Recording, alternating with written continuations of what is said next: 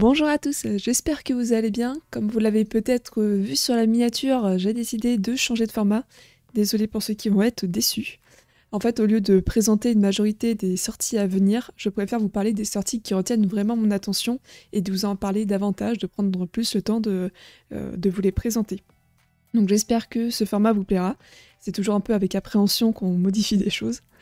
Donc aujourd'hui, je vais surtout m'intéresser à des jeux qu'on pourrait qualifier d'experts. Je laisse toutefois la porte ouverte à des jeux un peu plus familiaux, mais dans la globalité, ce seront surtout des jeux qui demandent de la réflexion et un investissement de temps et d'argent.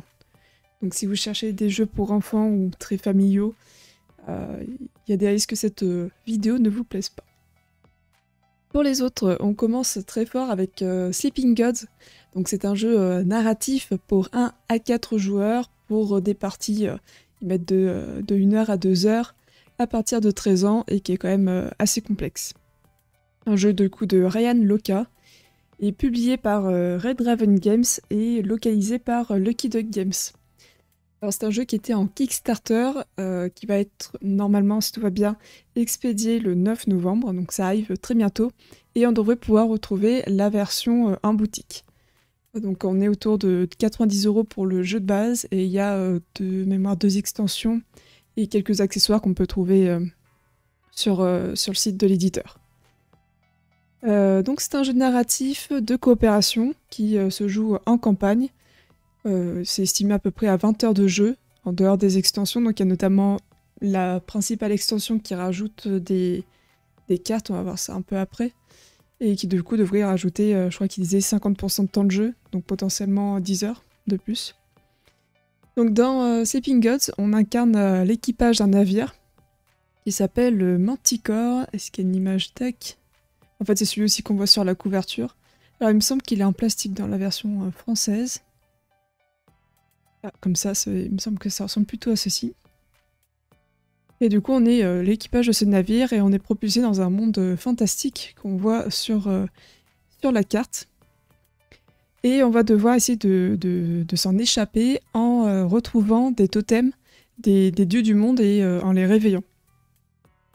Donc au niveau du matériel, on a le plateau de jeu. On a le plateau du bateau. Pas très pratique cette image. Ah voilà, le plateau du bateau et la carte.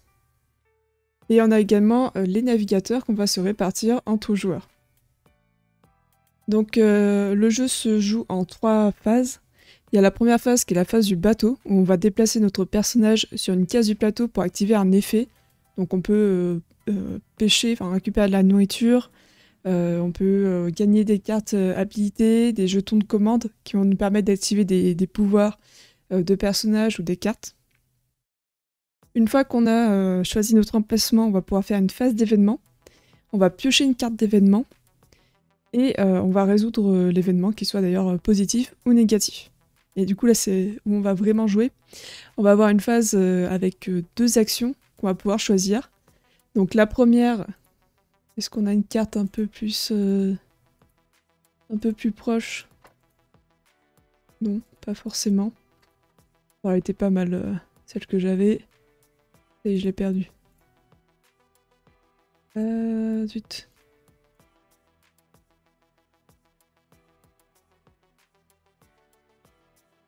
Quoi ces photos? Peut-être celle-là, ça peut être pas mal celle. Donc la première, c'est qu'on peut déplacer notre navire dans une autre région. En fait, les régions, on les voit délimitées par des tirets.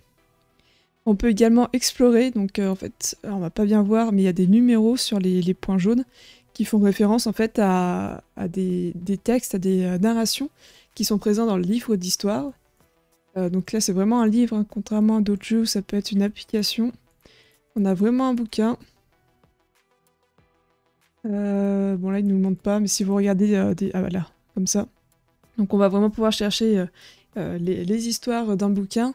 Et en fonction de cartes qu'on va pouvoir découvrir petit à petit avec des mots-clés, on va avoir des interactions qui sont différentes. Donc je trouve ça très riche comme gameplay. Parce que du coup, il y a des fois où on va aller à un endroit et ils vont nous dire si vous avez le mot-clé, je dis n'importe quoi, gourmand, vous pouvez lui parler. Sinon, bah, il ne vous adresse pas la parole, par exemple. Et du coup, il va d'abord falloir trouver cet objet et revenir le voir pour avoir la suite de l'histoire. Donc ça, c'était la deuxième action, c'était explorer. On peut également visiter le marché pour acheter de nouvelles cartes. Visiter le port de la région, donc pareil sur la carte, il y a certains endroits où les points d'exploration, il y a des ports. Et quand du coup on va à un port, on peut aller à l'auberge, on peut réparer son navire, se soigner ou gagner de l'expérience. Et on aura également des phases de combat, donc c'est les cartes qu'on a vues ici. Et on va du coup pouvoir se battre et mettre des jetons dessus quand on leur fait des dégâts. Et du coup on a nos explorateurs qui vont avoir chacun leur habilité et leur point de vie, etc.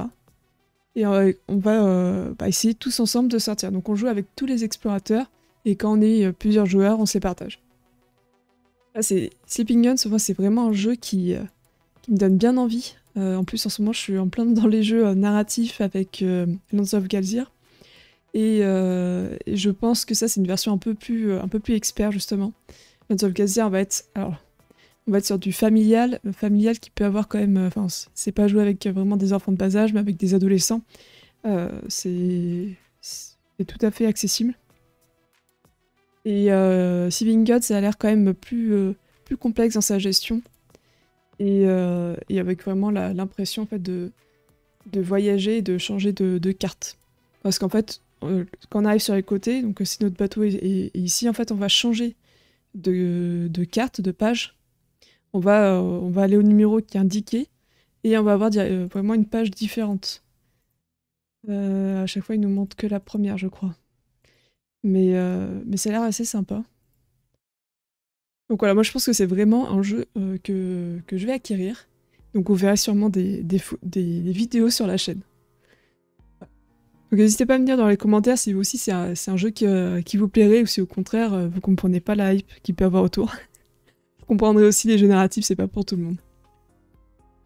Donc voilà ce que j'avais à dire sur Sleeping Gods. Ensuite on a Horror Arkham qui arrive avec une nouvelle campagne qui s'appelle Les Clés Écarlates. Donc c'est par Fantasy Flight Games. Hein. C'est une des nombreuses extensions qu'ils nous proposent, mais là c'est vraiment une nouvelle campagne. La boîte investigateur était sortie déjà le mois dernier. Et là, celui-ci, on a vraiment la campagne donc avec le livret. Donc c'est sous la forme de la nouvelle édition. On a une seule grosse boîte avec toutes les informations. Enfin, toutes les campagnes, alors qu'avant on avait des petites boîtes séparées. Donc ça, je trouve ça vraiment cool qu'ils nous proposent ça aujourd'hui. Hop, je vais réussir à revenir. Voilà. Donc pour moi, Horror Arkham, c'est l'un des premiers jeux que j'ai. Et au début, bah... c'est assez compliqué quand même comme jeu quand on n'est pas habitué à des jeux de modernes. Donc j'avais laissé un peu de côté et j'y suis revenu que quelques années plus tard. Donc on a fait la boîte de base et les campagnes Dunwich et Carcosa, qui sont en fait les deux premières campagnes, nous attendent. Donc moi je vais pas aller sur cette nouvelle campagne. Mais voilà, pour ceux qui sont déjà à la 8e campagne, enfin la 7e du coup, sachez que la 8e est sortie et que vous allez pouvoir continuer à aller dans les mystères de Cthulhu. Ça a l'air bien sympa. Donc je vais pas m'éterniser non plus sur ce jeu, je pense que pour la plupart vous le connaissez très bien. C'est juste pour vous prévenir de la sortie. Ensuite j'ai retenu Piège Obscur, qui est un jeu du coup édité par Yellow, qui a été créé par Christopher Ryan Chan. Et bon, il y a un éditeur d'origine, et là du coup chez nous c'est Yellow. On trouve le jeu pour 35 €. C'est un jeu coopératif de placement de tuiles. Donc on a un plateau qui ressemble à ceci et on a une tour avec plein de tuiles comme ça. Le but en fait ça va être de les mettre sur la carte et d'essayer de s'échapper. Ça va former en fait un labyrinthe. Donc nos personnages en fait ont des bougies qui au départ sont allumées. Et on va devoir essayer de trouver des clés et des portails pour s'enfuir. Si je reprends un peu du début parce que là c'est un peu brouillon. Donc en fait on incarne des âmes perdues, piégées dans un sombre labyrinthe qui est en perpétuel mouvement parce que y a des tuiles qui vont disparaître et qu'on va du coup pouvoir remettre aux mêmes endroits. Donc le plateau va évoluer en fonction de nos mouvements et des tuiles sur lesquelles on va marcher. Et on va devoir fuir avec notre seule petite lumière pour trouver notre chemin. Donc au départ, on va poser des tuiles qui vont révéler en fait à chaque croisement. Donc là par exemple, la tuile a 2 embranchements. On va révéler deux tuiles adjacentes. Et ça va ainsi commencer à dessiner notre chemin. Quand on va quitter la tuile, qu'elle sera plus à une case, la tuile va disparaître et elle va être défaussée. L'objectif, c'est de trouver pour chaque personnage une clé. Donc une clé, c'est une des tuiles qu'on va révéler. Et ensuite, de tous se retrouver sur le même portail qui va nous permettre de sortir du labyrinthe. Donc il faut que chaque joueur ait une clé et que tous les joueurs se retrouvent sur la même case portail. En sachant, alors je me souviens plus exactement du nombre, mais au bout d'un moment, en fait, on peut avoir perdu si toutes les cartes portail sont passées. Ou toutes les cartes clés. Donc il va falloir jouer avec prudence et laisser certaines zones éclairées. Mais bien sûr, ce n'est pas tout. Ça aurait été trop simple sinon. On va avoir dans les tuiles qu'on va poser des horreurs. Et les horreurs vont éteindre nos lampes et faire tout un tas de pénalités. En fait, quand notre lampe est éteinte, on va retourner la tuile avec la bougie et on va avoir des actions différentes. Donc ça va être plus compliqué de se déplacer et surtout on va se déplacer à l'aveugle. Là où avant on avance une case, on révèle les autres liens. Dans ce cas-là, on va se précipiter dans la pénombre et du coup on peut... on va révéler du coup la tuile au moment du déplacement. Et on peut tomber sur un trou qui va nous faire passer ailleurs. On peut tomber sur une autre horreur. Enfin, ça peut être très dangereux. Donc il va falloir qu'on trouve au mieux notre chemin et pour réussir à s'enfuir. Et du coup, pour allumer de nouveau notre bougie, il faut être à côté d'un autre personnage qui, lui, a la bougie allumée.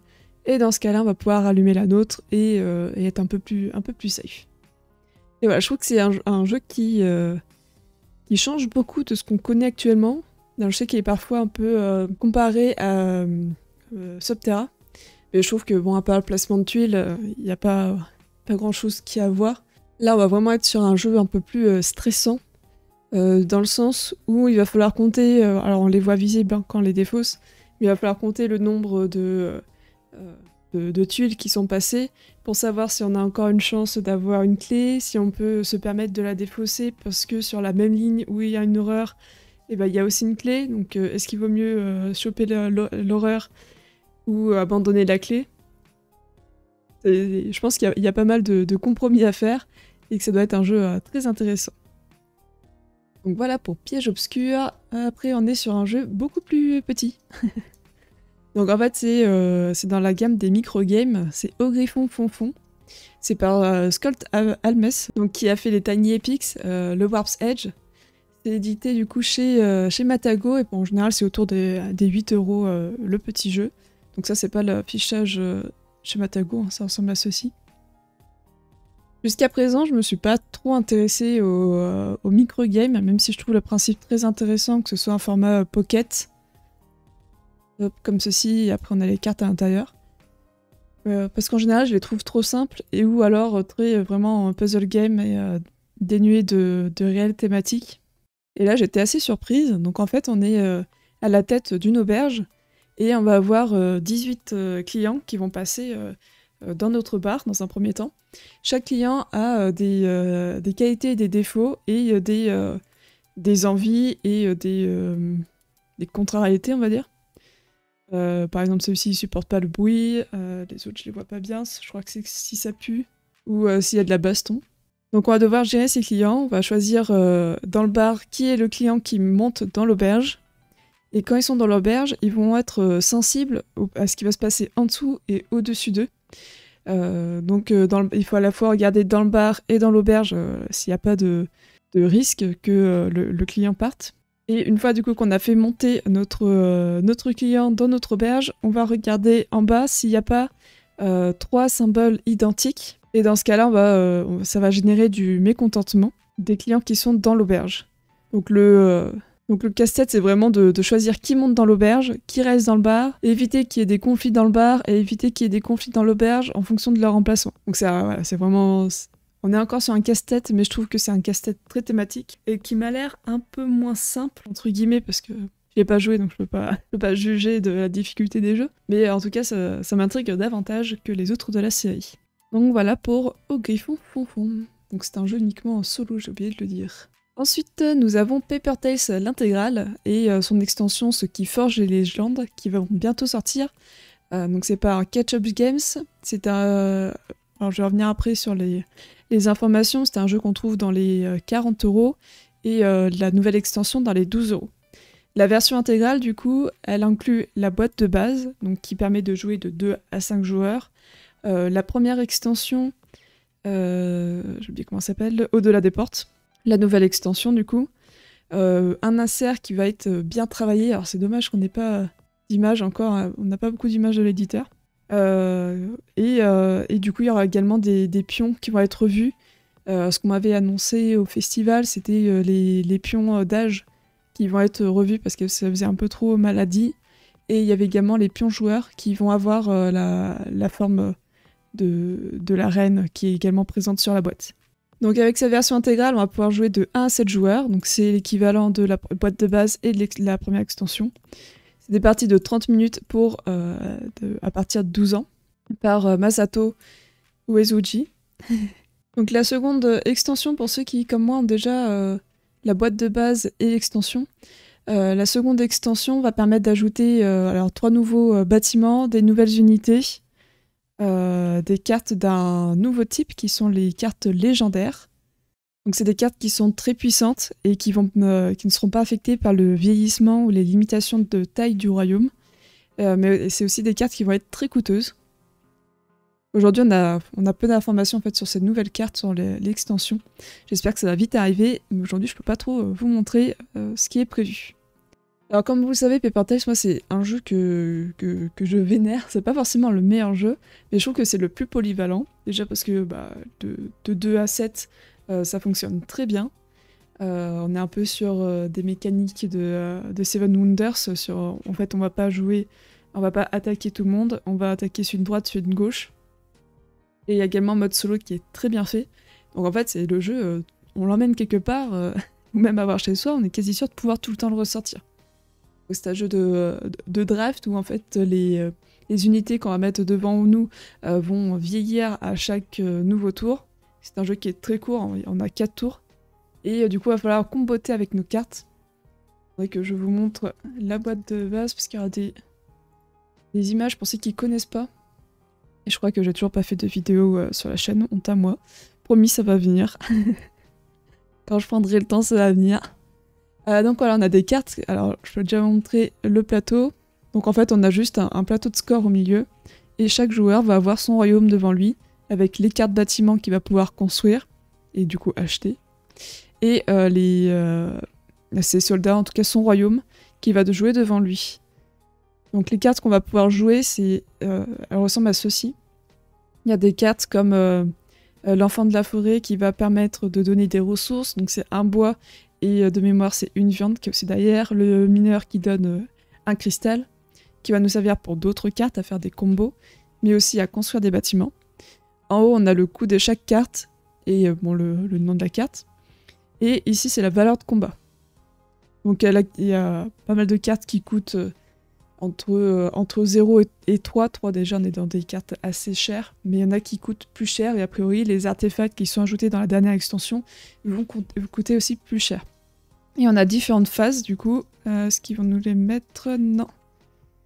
Alors, de mémoire...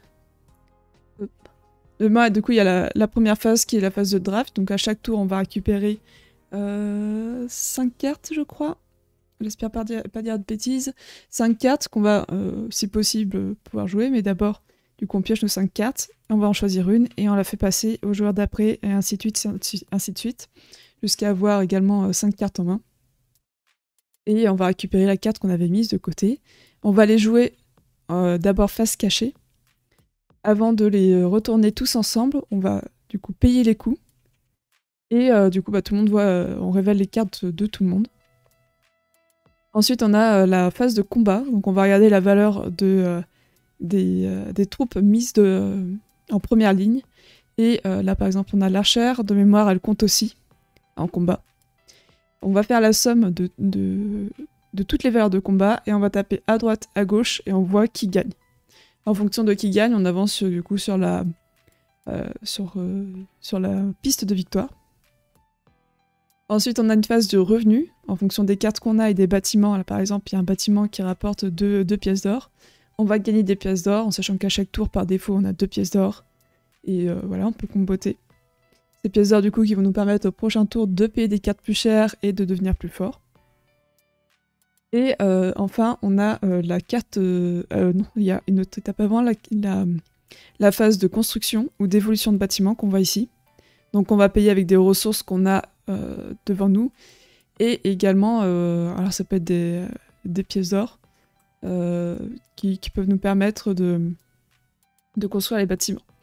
Donc le premier bâtiment, il est en quelque sorte gratuit en coût d'emplacement.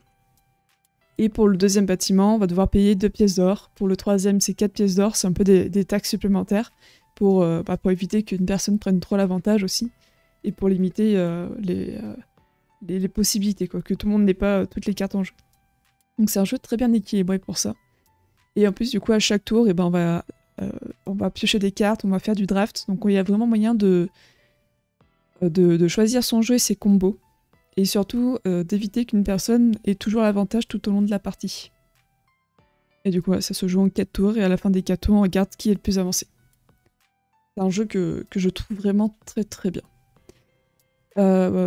Et du coup, alors moi je pense pas prendre la boîte intégrale, je vois pas trop l'intérêt dans mon cas. Par contre, je me suis demandé, du coup, donc j'ai la boîte de base et l'extension, la première extension qui permet de jouer en solo et jusqu'à 7 joueurs. Et du coup, je me suis demandé, mais au départ, j'étais à fond sur l'idée d'acheter l'extension. Et au final, quand je vois aujourd'hui ce que ça ajoute, ça me fait pas plus rêver que ça. Donc je vais attendre de voir les premières sorties avant de me jeter dessus.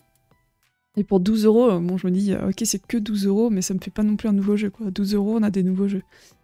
Donc je pense que pour le moment, je vais passer à côté. Je vais garder le jeu tel quel, il est déjà vraiment très très bien. Et il a pas besoin d'être de nouvelles extensions. Donc ça aurait été un peu du collectionnisme. Et bon, je ne suis pas de ce genre. Donc voilà, je pense que si aujourd'hui vous voulez acheter Paper Tales, prenez l'intégrale. Encore que si c'est pour jouer que de 2 à 5 joueurs, je pense que la boîte de base d'occasion que vous pouvez trouver à une quinzaine d'euros, ça conviendra très bien. Et sinon, oui, si vous voulez prendre aussi une des extensions, autant prendre l'intégrale, ça vous reviendra moins cher. Donc voilà pour Paper Tales. Ensuite, nous avons Encyclopédia. Alors c'est un jeu que au départ, je me suis demandé ce que ça pouvait bien être et j'allais passer à côté. Et au final, en me renseignant dessus, je me suis dit ça a l'air vraiment, vraiment pas mal. Donc c'est un jeu de 1 à 4 joueurs par Eric Dubu et Olivier Melisson. Je pense que ça se dit comme ça. Édité par Holy Grail Games.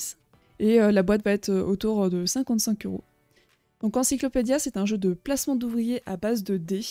On va incarner des naturalistes en herbe pour étudier des animaux et aider le comte de Buffon, donc en fait c'est le prédécesseur de Darwin a priori, à créer le premier encyclopédie du monde.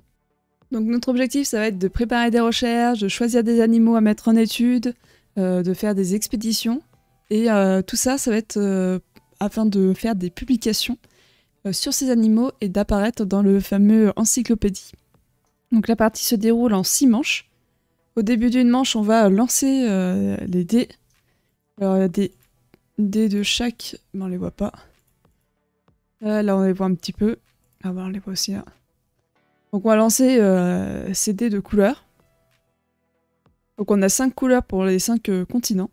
Une fois qu'on a lancé les dés, on les place sur notre plateau individuel. Je vais essayer de trouver l'image qui correspond. Voilà, alors on la voit pas en entier, c'est dommage, mais ça ressemble à ceci. Et du coup, une fois qu'on les a lancés, on va placer nos dés au-dessus, ici. Donc il y a de mémoire 4 emplacements. Le premier emplacement, en fait, à côté des dés, il y a des icônes qui vont être des dédommagements quand un adversaire va piquer notre dé pour faire une action. Donc la première case, on n'a rien du tout. La deuxième case, c'est des pièces, il me semble. Après, voilà, il y a plusieurs récompenses qui nous seront permis pour compenser la perte de notre dé. À gauche, on a notre personnage, mais ça n'a pas vraiment d'incidence sur le jeu. Et tout à droite, on a une aide de jeu qui a l'air assez bien faite, à première vue. En bas, on a des emplacements pour des experts. Donc les experts, ils vont avoir plusieurs utilités. C'est des cartes en fait qui vont nous permettre de faire du scoring ou des actions. Et il y en a de trois sortes. Il y en a des immédiates, il y en a qui sont à chaque tour, et il y en a qui sont en fin de partie. Donc on va devoir choisir les bons experts pour comboter au mieux.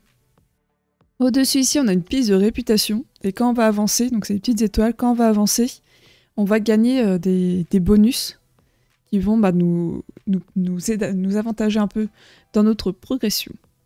Donc une fois qu'on a placé nos dés sur le plateau, on va pouvoir les jouer. Alors sur le grand plateau central, on a 6 zones. Une vue d'au-dessus s'il vous plaît, parfait. On a 6 zones, donc en fait une zone là, une autre là, une grande ici, une autre là, et enfin une là. Globalement, les premières zones, ça va être pour s'équiper, pour préparer nos expéditions, et ensuite on va pouvoir petit à petit descendre pour avoir les actions à la fois les plus difficiles à voir, mais aussi celles qui vont nous rapporter le plus. Donc la première action, c'est le fait d'aller à la banque, donc ça va être là-haut. Dans cette zone, la valeur du dé et sa couleur n'ont pas d'importance. Dès qu'on met un dé dessus, on va récupérer 5 écus dans la réserve. Et si on est le premier à mettre dessus, on devient également le premier joueur. Donc ça va permettre de chambouler un peu les tours. Parce que le premier joueur a forcément quelques avantages, il va pouvoir choisir les cartes en premier, ou ses actions en tout cas. Et du coup, on va pouvoir prendre le premier joueur, c'est assez bien pensé. On l'a déjà sur d'autres jeux, hein, mais je trouve ça intéressant. Donc on récupère des pièces, des écus. On va pouvoir les utiliser pour augmenter la valeur d'un dé de 1. Donc ça permet de maîtriser un peu la chance qu'on peut avoir, ou la malchance, qu'on peut avoir au lancer de dés. La seconde action, c'est l'ambassade. Donc à l'ambassade, la couleur n'a pas d'incidence, mais la valeur, oui. On a les petites icônes là-haut, et en fonction de la valeur de dés qu'on met ici, on va obtenir plus ou moins d'expéditions. Les jetons d'expédition permettent de changer la couleur de son dé, ou d'augmenter la valeur de 2. Donc c'est pareil, ça va nous être utile pour des actions plus avancées. La troisième action possible, c'est l'université. Donc à l'université, on va pouvoir embaucher des experts. Donc c'est les cartes qu'on a vues tout à l'heure qui peuvent être ici. Donc on va pouvoir embaucher des experts. Ils vont nous accorder du coup des bonus spéciaux. Et lorsqu'on va à l'université, la valeur du dé n'a pas vraiment d'importance. Mais si la couleur est la même que l'expert qu'on récupère, on gagne également un jeton d'expédition. Donc voilà, ça c'est un peu la crainte que j'ai, surtout que j'ai pas l'impression que ce soit marqué sur les plateaux. De savoir que là, la valeur et la couleur n'ont pas d'importance, qu'ici la couleur n'a pas d'importance, qu'ici c'est un peu... faut s'en souvenir quoi, que si c'est la même couleur, on a un bonus, etc. Donc je pense que ça peut être un peu casse-tête pour s'en souvenir. Mais dans l'idée, je trouve déjà que le thème est bien présent et bien représenté, et que les actions et différentes possibilités ont l'air assez intéressantes. Donc une fois qu'on a fait la troisième zone, en général il faut quand même se préparer, donc on passe par cette case. Et on peut également aller dans la quatrième zone. Donc la quatrième zone, c'est l'académie, où on va pouvoir choisir un animal à étudier. Et selon la valeur du dé, on obtiendra des points de réputation. Donc les points de réputation, c'est la barre qui est ici, qui va nous permettre d'avoir des bonus. Donc il y a vraiment moyen de comboter certains aspects pour avancer davantage dans le jeu et prendre l'avantage. Ensuite, on a la zone des expéditions. Donc on va partir en mer vers un continent pour étudier les animaux dans leur milieu naturel. On peut aller du coup visiter un continent de notre choix, qui permettra d'étudier les animaux qui sont de la même couleur et qu'on a du coup nous avec notre personnage. Et la valeur du dé va permettre de déterminer le degré de recherche qu'on pourra effectuer. Donc meilleur est le dé, et mieux on pourra étudier ces animaux.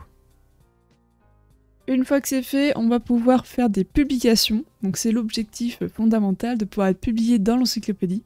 Nous allons devoir placer un dé sur l'une de nos cartes animales, donc animal c'est le type, qui va devenir du coup notre animal de référence. Et en fonction de cet animal, on va pouvoir publier tous les animaux qui ont au moins une chose en commun. Alors je me souviens plus trop ce que c'est, les choses en commun, je crois qu'il y a le type et je me souviens plus l'autre. Bon, je vous laisserai regarder pour ce point-là, je ne m'en souviens plus trop. Et du coup, le joueur à la fin de la partie qui a le plus de victoires, comme vous vous en doutez, donc on a le tableau autour de points de victoire, remporte la partie. Le petit plus, c'est que je propose également son mode solo, qui va permettre d'ajouter des automas, et ces automas suivent les mêmes règles générales que les joueurs normaux, sauf qu'ils ont une liste de priorités et d'actions qui les rendent plus faciles à gérer. Et il y a plusieurs niveaux de difficulté qui sont proposés. Donc je pense avoir fait le tour d'Encyclopédia et j'espère vous avoir donné envie de vous renseigner un peu plus. Moi je suis vraiment pas jeu de placement d'ouvriers et celui-ci attise pas mal ma curiosité. Donc je vais essayer de voir pour l'acquérir et vous faire une vidéo. Ensuite nous avons Tiletum, je ne sais pas exactement comment ça se prononce. Donc on est à peu près sur les mêmes choses, c'est de 1 à 4 joueurs pour des parties de d'une heure à 2 heures, à partir de 14 ans, par Simone Luciani et Daniel Tassini. Donc on est encore sur un jeu de placement d'ouvriers avec des dés. Par contre celui-ci ne m'a pas plus attiré que ça, il a quand même quelques mécaniques qui vaut qu'on s'y intéresse, mais comme c'est pas mon style de jeu, c'est pas un jeu que je retiendrai pas particulièrement. Mais je souhaitais quand même vous le mettre en avant, parce qu'il a plusieurs points intéressants. Alors je préviens tout de suite, j'ai pas trouvé énormément d'informations sur ce jeu. J'ai trouvé une règle et une vidéo, donc j'ai fait avec un peu ce que j'avais. Donc dans Tiletum, on va incarner des marchands en quête d'influence. Donc on va démarrer tous à la ville de Tiletum, qui est là-haut. En haut ici on a une roue d'action qui va fonctionner avec des dés qu'on va passer dessus. Tac. Bon, il y aura des dés autour. Alors je vais revenir un peu sur cette notion de roue d'action un peu plus tard. Je vais continuer à présenter le plateau. Donc en rose on a une piste de personnage, en bleu on a une piste de contrat. Juste en dessous l'espèce de vague c'est la piste du roi. Et le dernier ici, c'est la piste de corruption. On a 5 ressources qu'on voit là-haut. On a la nourriture, le fer, la laine, la pierre et l'or, qui correspondent également à la couleur des dés. Parce qu'en fait, la couleur des dés correspond à chacune des ressources. Donc le jeu se joue en 4 manches, qui sont elles-mêmes divisées en 5 phases. La première phase, c'est la phase de préparation, où on va lancer les dés, et en fonction de la valeur des dés, on va les assigner autour de la roue ici. Donc c'est en fonction en fait de la zone ici qu'on va définir, qu'on va placer les dés. Donc si là j'ai le 6, je vais placer les dés autour. Donc si j'ai un 6 bleu, je mets mon 6 ici.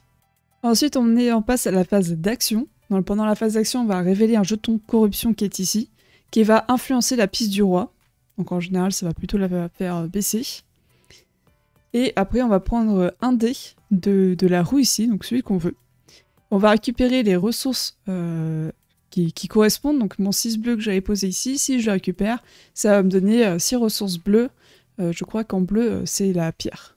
Et ensuite, du coup, on va jouer à l'action qui est en dessous pour pouvoir se déplacer, etc. Une fois qu'on a joué notre action, on va passer à la phase du roi. Donc le joueur qui est le plus haut sur la piste du roi, elle récupère le jeton bonus ou un score qui est écrit en dessous.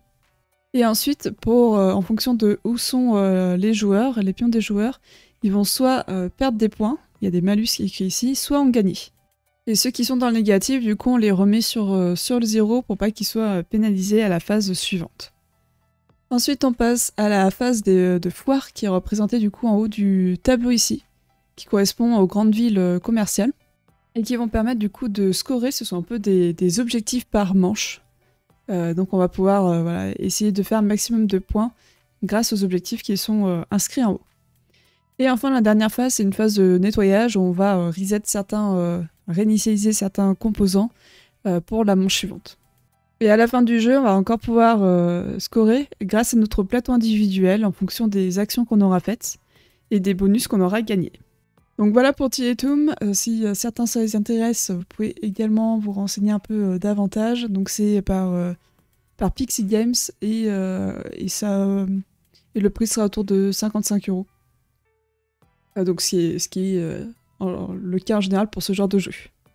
Donc voilà pour Tietum. Ensuite, nous avons Mage Noir. Donc ça, c'était également un Kickstarter et qui va aussi sortir en boutique. Alors c'est un nouveau éditeur, je crois. Je crois que c'est leur premier jeu. Double Combo Games. Et là, c'est un jeu de Constantin Dédéian et Vincent Vimont. C'est un jeu exclusivement pour 2 joueurs. C'est un jeu d'affrontement pour des parties qui sont quand même rapides, 15 à 30 minutes. Et c'est tout de même à partir de 14 ans.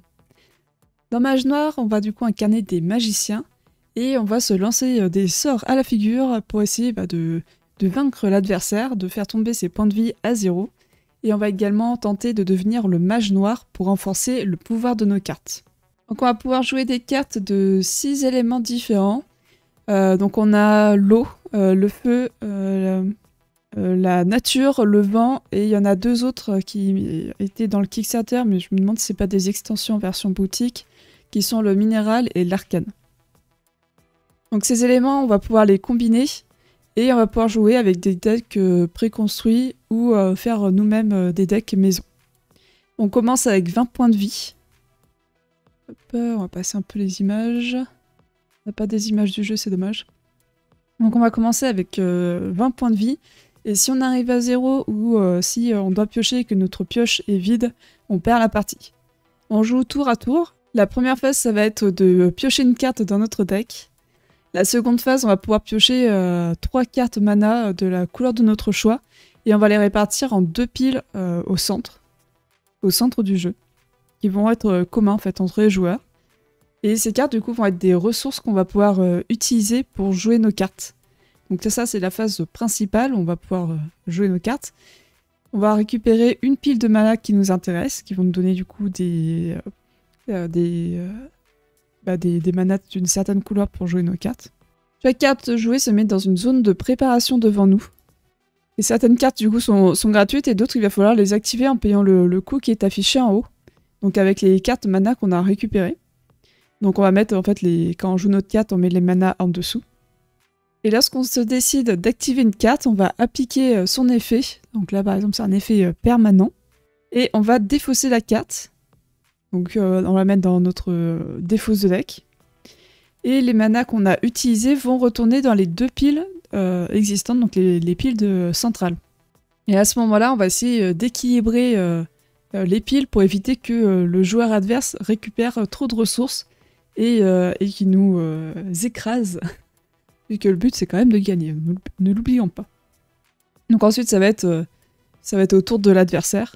Alors il y a aussi une action qu'on peut faire, c'est échanger 2 de nos cartes mana contre une mana qui est au centre de la table. Donc ça permet d'équilibrer un peu en fonction des cartes qu'on veut jouer, même si ça reste pénalisant parce que on utilise 2 mana pour un récupérer.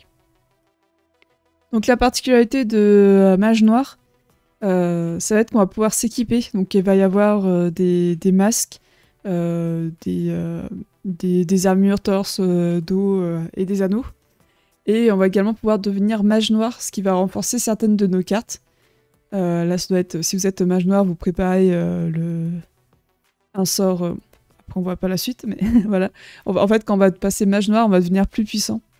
Et du coup, certaines cartes vont être vraiment plus fortes et faire plus de dégâts à l'adversaire. Donc, Mage Noir, c'est pas non plus un jeu qui m'a plus enthousiasmé que ça, mais il y a des mécaniques qui peuvent vraiment intéresser plusieurs personnes. Pour moi, c'est un peu du Magic the Gathering, mais en plus simple. Et le gros avantage, c'est qu'on n'a pas besoin de changer, d'acheter des nouveaux decks tous les 3 mois pour pouvoir encore y jouer, quoi. Donc pourquoi pas. Même si c'est pas mon type de jeu, j'ai trouvé qu'il était intéressant et du coup je voulais vous le présenter.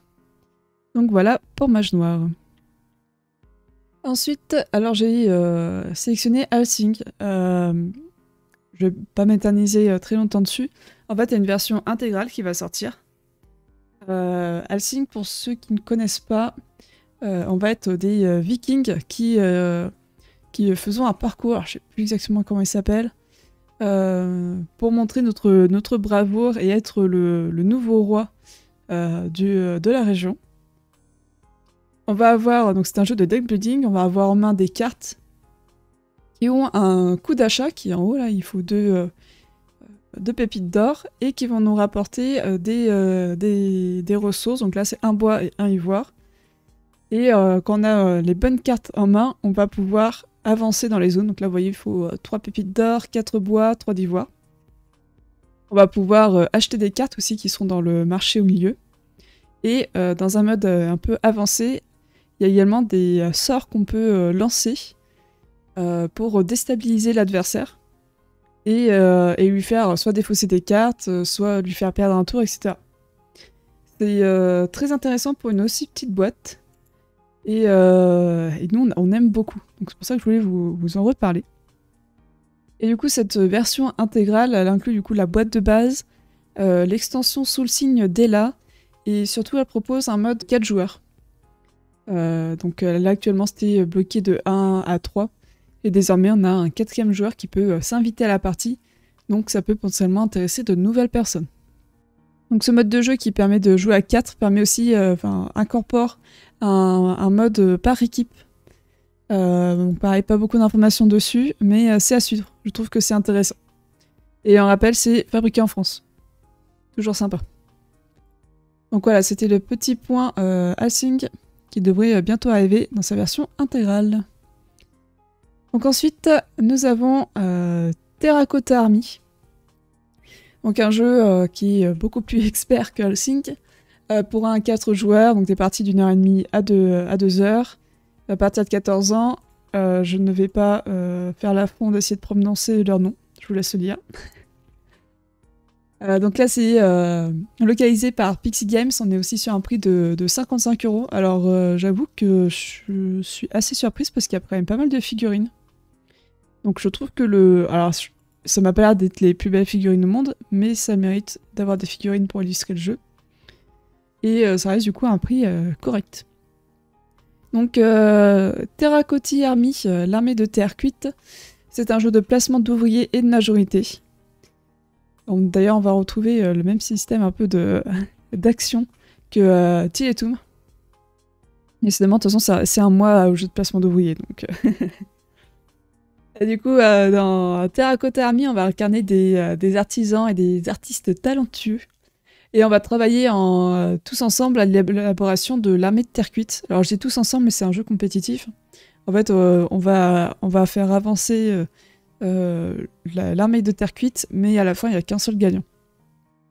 Donc au cours de la partie, on va collecter des ressources, on va former des apprentis, qui sont des sculptures un peu spéciales. Et on va tenter d'attirer les faveurs des inspecteurs de l'empereur. Donc c'est de cette manière qu'on va pouvoir scorer et montrer qu'on est le meilleur artisan. Une partie se joue en 5 manches de 3 phases. Donc la première phase, c'est la phase d'action, où on va pouvoir payer 2 pièces pour tourner le disque central ici. Donc c'est facultatif, hein, on peut le faire, pour essayer d'avoir les actions qui nous intéressent le plus. Et ensuite, on va placer un ouvrier sur une case vide autour de la roue d'action.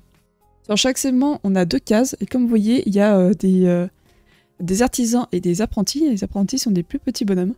Et en fait, sur chaque segment, on a un gros meeple et un petit meeple.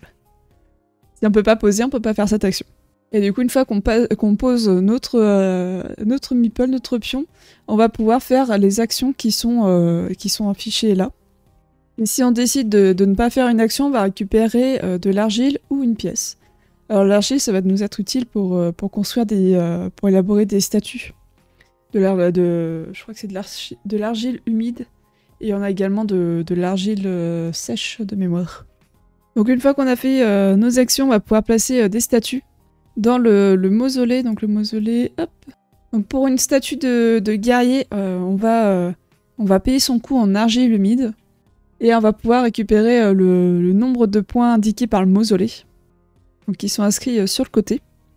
Et pour les statuts de spécialiste, on doit payer son coût en pièces. Et du coup, contrairement au statut de guerrier, les spécialistes, ils n'ont pas de socle à notre couleur. Mais ça apporte des actions immédiates ou en fin de partie. Donc voilà, il y en a certains qui vont influencer tout le monde, d'autres non. Et une fois du coup qu'on a placé notre statut, on va arriver à la phase de décompte grâce aux inspecteurs et aux musiciens. Donc les musiciens, c'est un type de spécialiste. Et la tuile de décompte, qui vont nous permettre du coup de quantifier les points de chacun et d'avancer autour du plateau. Et enfin, il reste la phase d'entretien qui va permettre de préparer le prochain tour. Et à la fin des 5 manches, on compte les points de tout le monde et celui qui a le plus de points remporte la partie. Enfin, il y a un dernier jeu que je voulais vous présenter, c'est Drax Siren Bay. Donc c'est un jeu d'enquête coopératif qui s'appuie sur une bande audio. Donc l'éditeur c'est Kif Edition, c'est créé par Juan Rodriguez et Christian Rubelia. Le principe est, je trouve, très intéressant. On va avoir une carte monde, ici, et nous, en tant qu'enquêteurs, on va avoir droit à une piste audio, où des personnes vont parler, on va entendre des bruits de fond. On va également, du coup, à partir de ces informations-là, essayer de trouver où on peut, où a pu se passer le fait. Et par exemple, si on entend le bruit d'une église, bah, du coup, on va chercher une église. Ah bah là, on a entendu un bruit de tram, où sont les lignes de tram, etc. Et on va essayer de remonter la piste comme ça, on va pouvoir consulter des caméras qui vont peut-être pouvoir nous donner des précisions, ou en tout cas nous dire si on est sur la bonne voie, grâce à, je sais pas, s'il y a eu un camion de glace à ce moment-là, et qu'on entend des gens parler de glace, ou j'en sais rien. Peut-être que sur la caméra de surveillance, on va voir qu'à ce moment-là, il y avait bien un camion de glace, donc qui sont bien passés par là. Et on va remonter ainsi la piste jusqu'à trouver la planque des personnes recherchées. Donc c'est un jeu qui a besoin forcément d'une application compagnon, mais je trouve l'idée très intéressante. C'est un ingénieux mélange entre Icos et micro-macro, et je trouve que ça va être très intéressant. Donc voilà pour les jeux que je voulais vous présenter aujourd'hui. Je vous invite à me dire en commentaire si ce nouveau format vous plaît. Mon premier essai, ça va pas être le meilleur, je vais m'améliorer par la suite. Mais j'espère que ça vous plaît, que prendre le temps voilà, de discuter un peu plus des jeux à venir plutôt que juste vous dire ceux qui vont être sortis pendant ce mois, ça vous intéresse et que ça vous plaît. Et puis je vous dis à bientôt pour une prochaine vidéo. Allez, bonne journée, amusez-vous bien.